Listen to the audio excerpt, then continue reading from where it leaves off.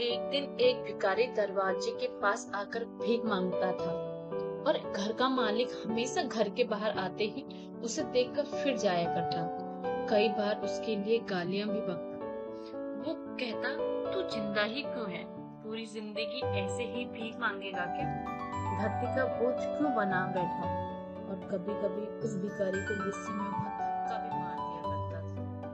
इतना कुछ हो जाने के बावजूद भिखारी के मुंह से सिर्फ यही निकलता कि भगवान तुम्हारे पापों को माफ करे। एक बार सेठ को धंधे में बड़ा नुकसान होने की खबर मिली। सेठ बहुत परेशान था कि तभी उसके दरवाजे पर वही भिखारी आया। गुस्से में अपना आपा खोते हुए सेठ ने उस भिखारी को पत्थर दे मारा। पत्थर लगने के कारण भिखारी का सर फूट गया और सिर से खून बहने लगा। फिर भी दर्द से कहराते हुए भिखारी ने इतना ही कहा, भगवान तुम्हारे पापों को माफ करे। भिखारी वहां से चला गया। सेठ सोच में पड़ गए। भिखारी को पत्थर मारा, फिर भी उसने सिर्फ प्रार्थना की। सेठ का गुस्सा शांत हुआ। भिखारी का रहस्य जानने के लिए सेठ ने भिखारी का पीछा करना शुरू कर दिया। भिखारी जहां जहां जाता, सेठ उसके पीछे पीछे जाता। सेठ ने देखा कि कोई उसको खाना देता तो कोई उसको मारता, कोई अपमानित करता तो कोई गाली देता। लोग भिखारी के साथ चाहे जैसा व्यवहार करते, लेकिन भिखारी सबके लिए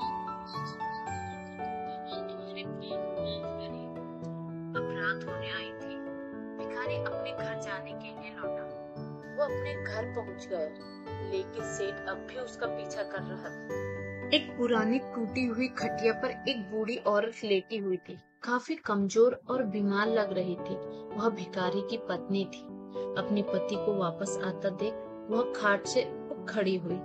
पत्नी ने अपने पति की भीख वाले कटोरे में देखा, उसमें सिर्फ आधी बासी रोटी थी। उसे देखकर वह बोली, आज बस इतना ही मिला? और हाँ, आपके सिर से खून निकल रहा है, यह चोट कैसे लगी? बूढ़ा भिखारी बोला, आज बस इतना ही मिला, किसी ने कुछ दिया ही नहीं। सब ने गालियां दी और एक ने मेरे सर में पत्थर भी मार दिया। मेरा सर फट गया। एक गहरी ठंडी सांस लेकर बूढ़ा भिखारी फिर से बोला, यह मेरे ही पापों का फल है। तुम्हें याद है कुछ सालों पहले हम कितने अमीर थे? क्या कुछ नहीं था हमारे पास? हमारे पास हर चीज जरूरत से ज्यादा थी, लेकिन हमने कभी दान नहीं किया। और उससे भी बुरा हमने उस अंधे भिखारी के साथ किया जो हमारे द्वार पर भीख मांगने आया करता था। बूढ़ी पत्नी की आंखों में आंसू आ गए।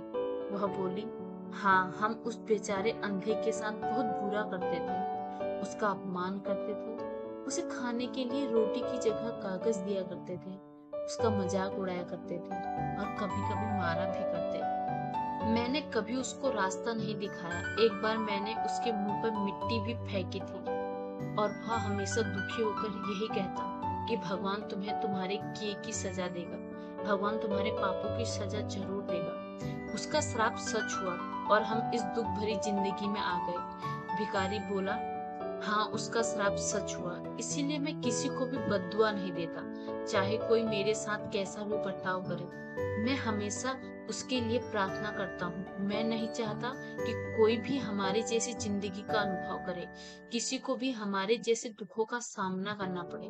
वह नहीं जानते कि वह कितना बड़ा पाप कर रहे हैं, इसीलिए अनजाने में हुए पाप की ऐसी सजा किसी को भी मिले मैं नहीं चाहता। सेठ वहीं पर छुप कर यह सारी बातें सुन रहा था।